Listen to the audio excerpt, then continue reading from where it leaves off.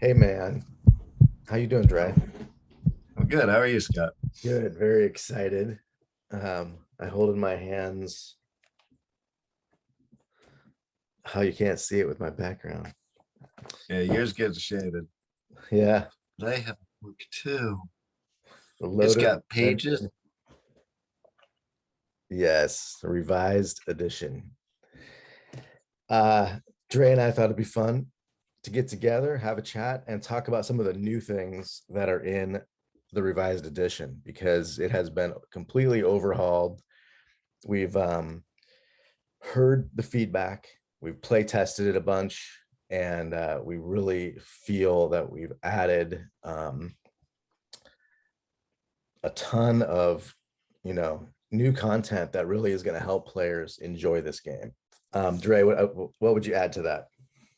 Yep. So I would say, one of my goals, intentions, excitements for working on this project has been to increase the player pool, the longevity, the communication around the game, and kind of get people back in the mood, right? It's kind of like a movie that everybody's seen the same time, but oh, this one now is the director's cut.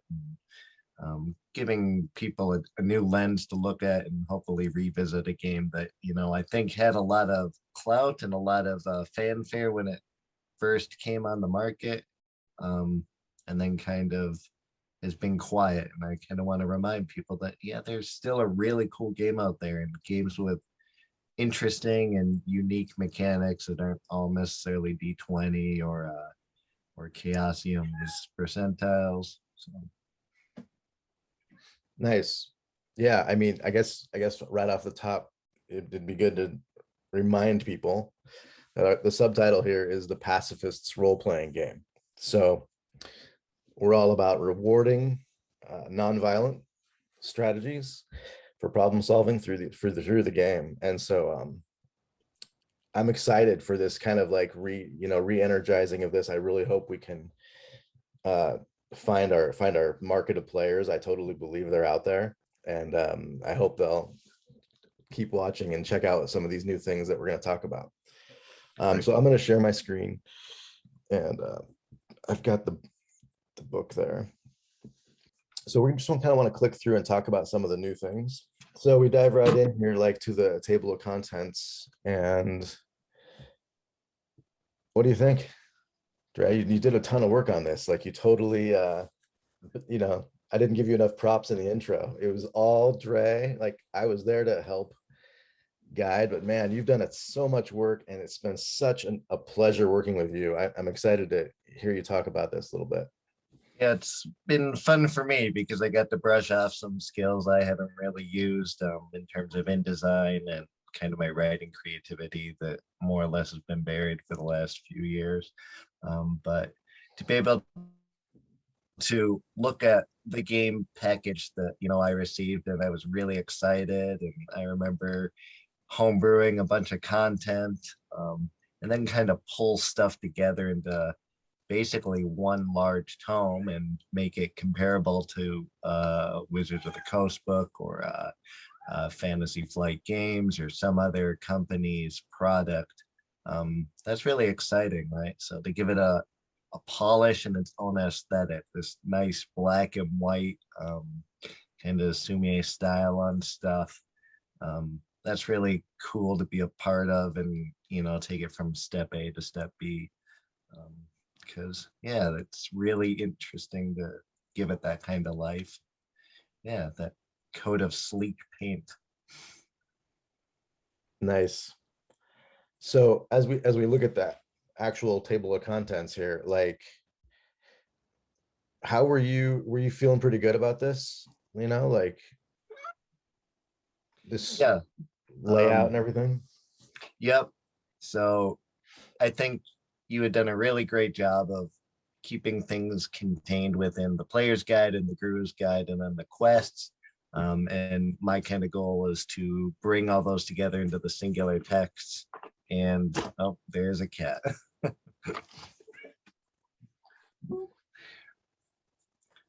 My goal was to bring them all into a singular text and, you know, kind of combine them and make it a cohesive unit rather than the singular parts. I like things that are self-contained.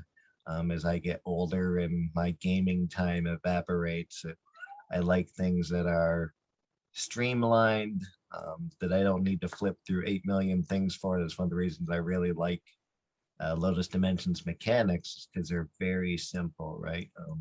One of the selling points is that who can play Lotus Dimension? Your kids, new role players, old role players. And it's a really easy system to pick up. And then some of the stuff I've installed to help extrapolate what was in the original content, I think gives players and guru guides that boost of confidence. Nice. So let's just kind of flip through a little bit and kind of see some of the sample, pages, a sampling of the pages. One of the things I really enjoyed working on with you was all the new art in this edition. Can you remember the actual number of new art pieces in this thing? Oh, geez. 50 something, I think. Yeah. That might not even be accurate. When we first started polished talking up about some that, stuff and all new stuff. Yeah. When we first started talking about that, it was oh, maybe we'll switch out a couple.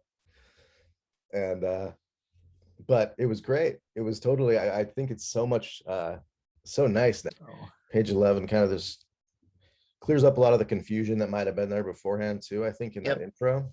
So, and helps explain your core stats of the characters. This was something when I first started playing with my group when the game first came out, was as a player, how do I understand what this means when I'm putting points into one stat versus the other. So talking about it and then kind of going back to some of my own texts that I have on Buddhism and other mythologies and religious texts in terms of how to exemplify those and how they translate into the various character types. So this was originally something I created for my own players and then kind of drafted into the text here. So to give players a better understanding of what your 8 tenets mean in terms of how they operate within the game world. Because I think not only is it a game book, but there's also somewhat of a life coaching manual here in terms of understanding the pacifist ways within Buddhism specifically, and then just without, in how they interact within the world and what that means. So. Cool. Yeah, it's a kind of an interesting appropriation, and that's sort of a conversation for maybe another podcast. And I would be willing to chat more about that, but ultimately, you're looking for a backbone of pacifist ideals for your game. Like, why not pick up some that are anciently awesome? Yep. Proven, and so very concrete. I mean, they get right to the point. Right, and it's simple, and you can. I really was drawn to that from the beginning. So, part 1, player's guide. So in here we start talking about characters, right? In the player's guide, and putting together your character. You added some things here too. Can you share a little bit about that?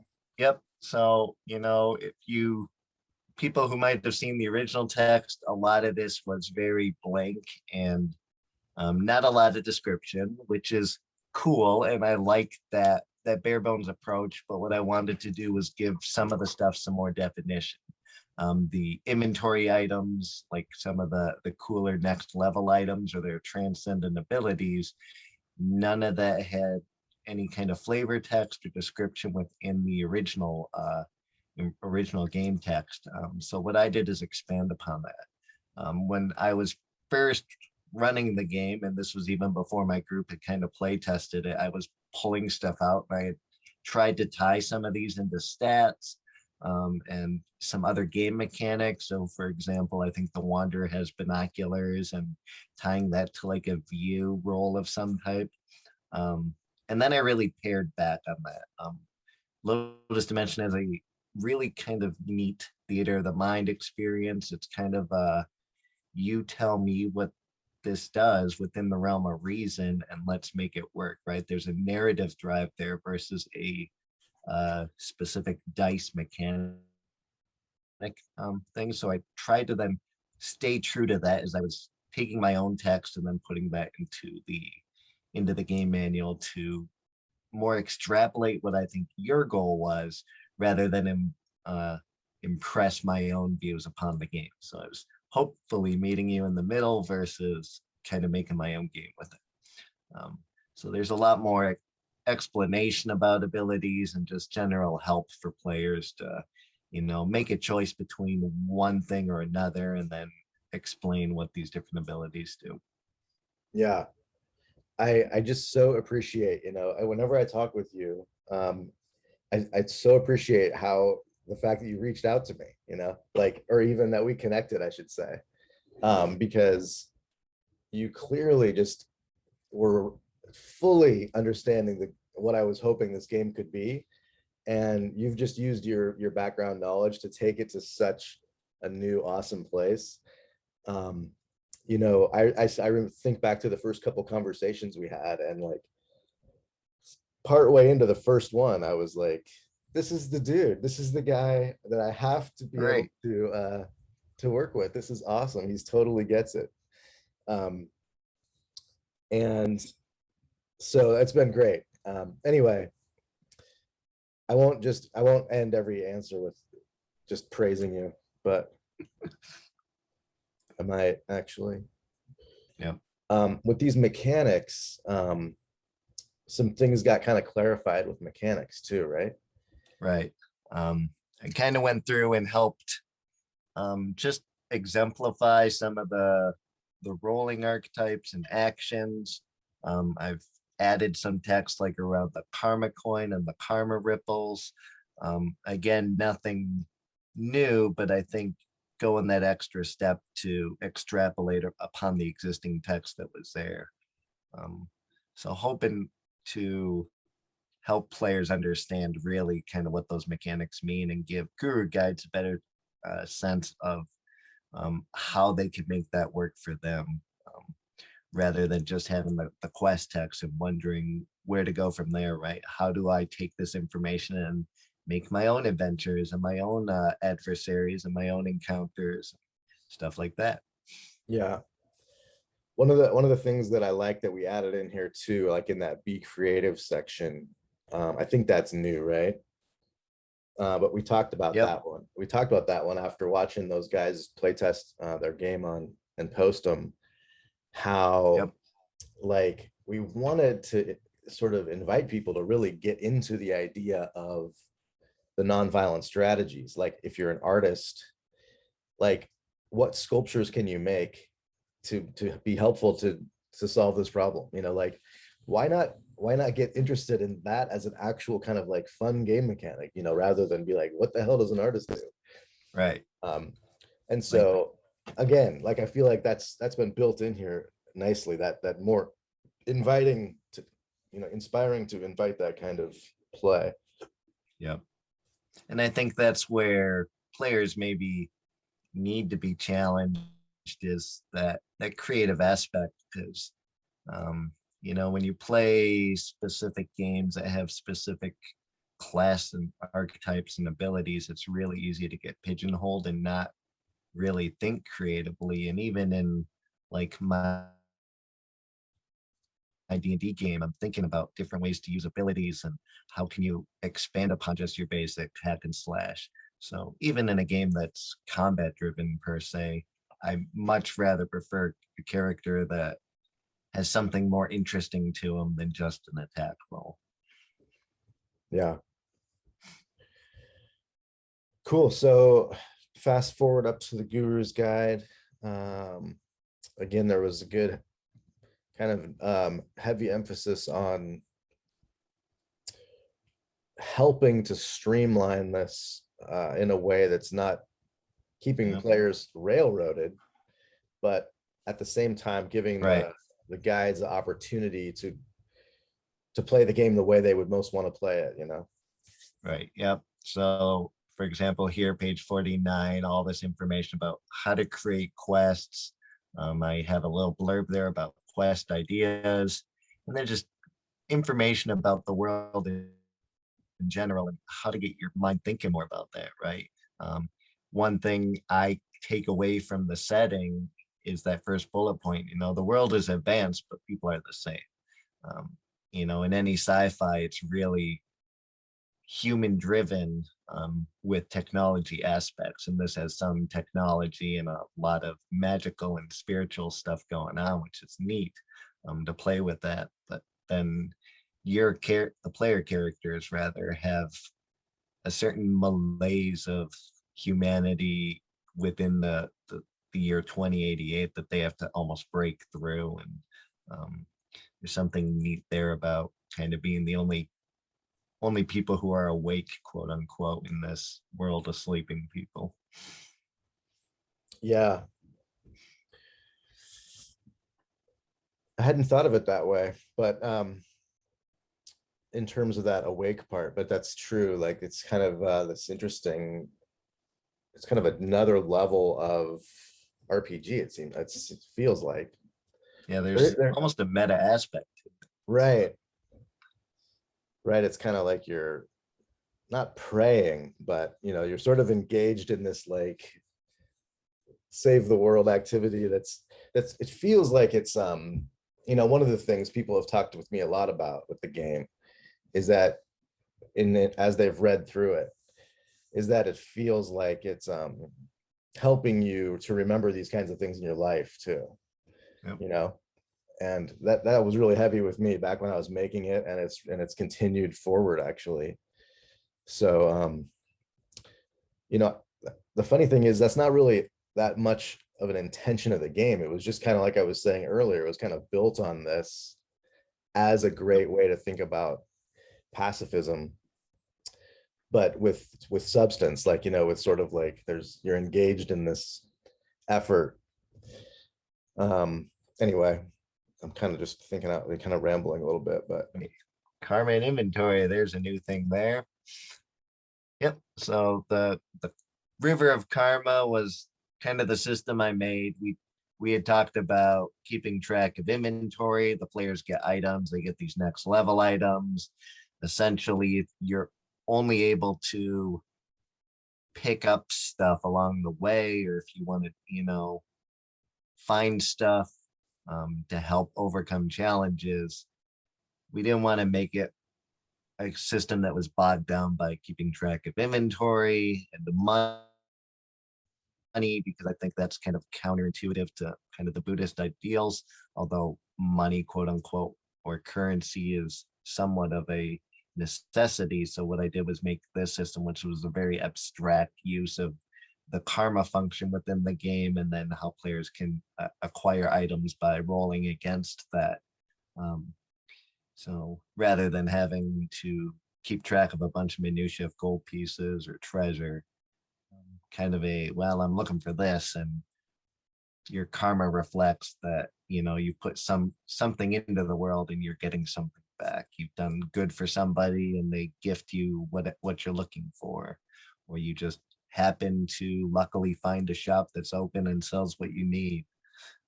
So I think that's a cool way to deal with the necessity of item acquisition in a game that, if you don't have weapons, all the other tools you have are really important, and making sure that the Guru Guide gives the players ample opportunity to pick stuff up or reminds them that they could get stuff. And so, yeah. nice. Yeah, that was just so great when you brought that. It was like a lot of the things you brought, you were like, you know, I don't want to impose this, but it, you know, I've got this idea. It was always like, yeah, that's an amazing idea, let's do it. I feel like so many other game designers would feel threatened by that or something, or, you know, like, I'm not patting myself on the back, it's just like, I think it's You're always free to shoot me down. Like all no, I do is that's be like, what yeah, I'm what about saying. that? It speaks more to where you're at, your ideas. Like I feel proud that I was like recognizing, you know, how much it was enhancing the game. Yeah. Um, so anyway, I'm just gonna kind of click up. We should probably kind of wrap this, but Sure. so last part, then we get into the quests, and handful of things changed about the quests too, right? Yep. Not a whole lot. I tried to keep most of the narrative structure you had. I added some parts, so there's some elements where I talk about, if your players are going off the rails or off the beaten path of the story, how to respond to that. One of the concerns I think is that the quests were very linear, and I tried to hopefully ameliorate some of that by giving more options and more information to the guru guide to be able to flex around that. So that also ties back to some of the other information earlier in the book where we're trying to help the guru guide kind of break free of just having the singular mold, but being able to react to the players and give them agency within the quests, um, and hopefully make it a little more interactive than necessarily a narrative story path, railroady, so to speak. Added some descriptions in places, kind of played with some of the other elements in there, inventories and stuff like that. Yeah, just clicking through this, it's just, I don't know, it's exciting to be seeking some new players. I mean, I'm hopeful that we can drum it up a little bit. Yeah. There's so much cool stuff in here. It's just like, it's just such a fun world. I really hope people get in there. We watched those one guy's videos, and I totally appreciated that so much.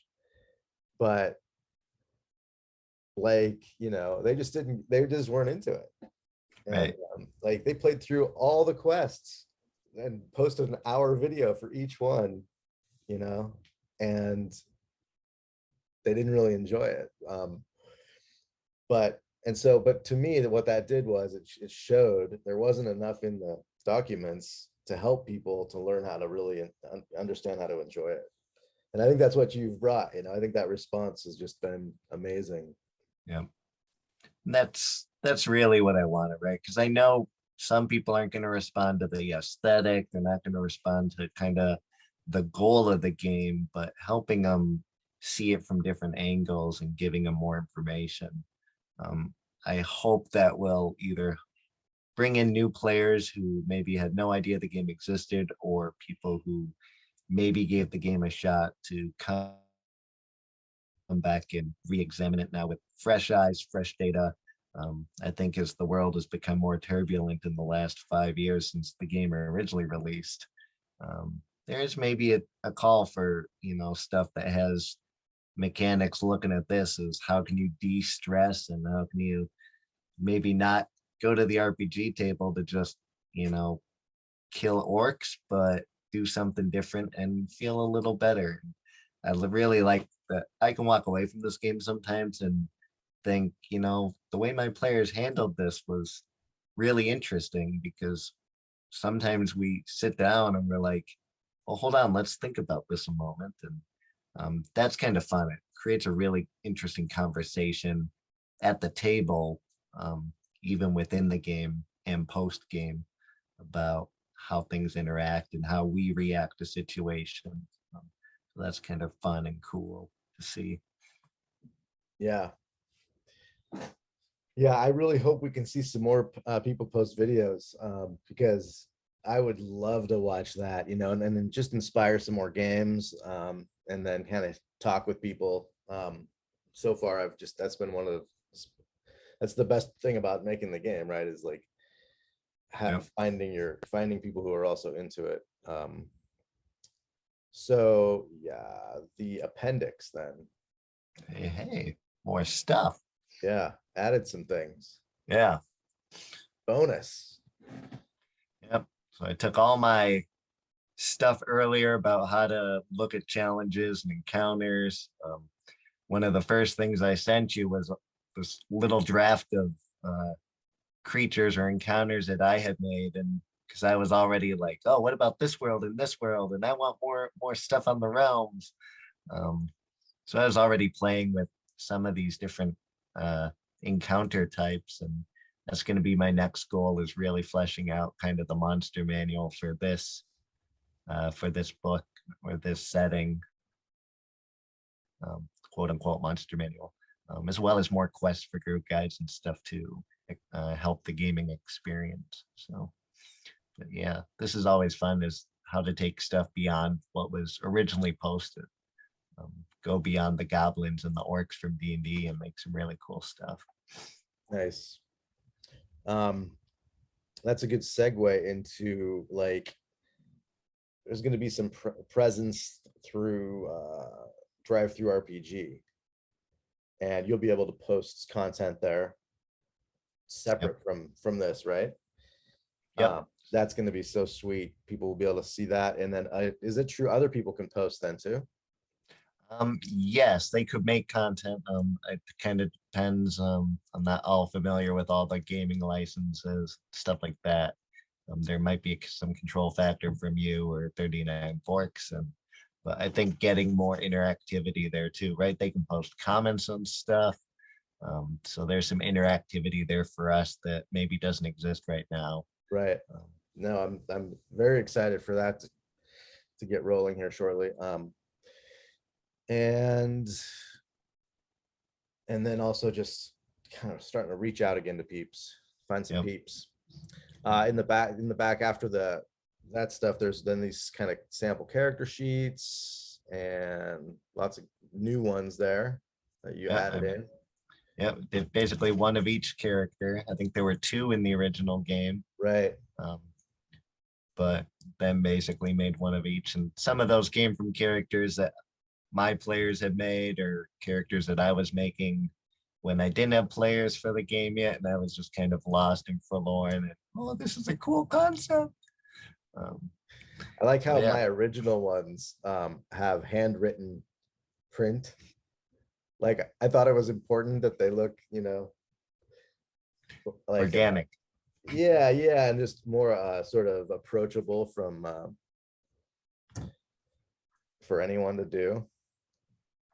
But then the one time I made a character, after all the original play testing and everything, I made like a new character, like a year after the game started to play one night. And I totally typed it and made the whole thing on Photoshop and everything. I spent 2 hours on it, Yeah. Anyway. I think you posted that one on the gram, right? I saw that. Oh yeah? Yeah. Probably so, yeah. Good catch. Cool, man. Well, I can't emphasize enough how great it's been working with you. I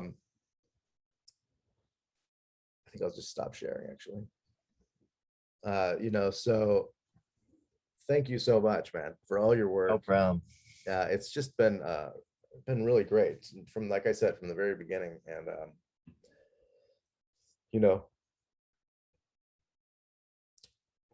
really appreciate it. Yeah, cool. I've totally enjoyed working on this. It's kind of a passion project for me now, that just not only work on more RPG stuff, but work on this specifically and really kind of, shout from the rooftops. A really unique game, a really fun game, and something that I hope to keep moving on forward and somehow get some presence out there, maybe at conventions or other gaming things, and be like, hey, did you check this out? It's a totally new and unique thing. Great. So,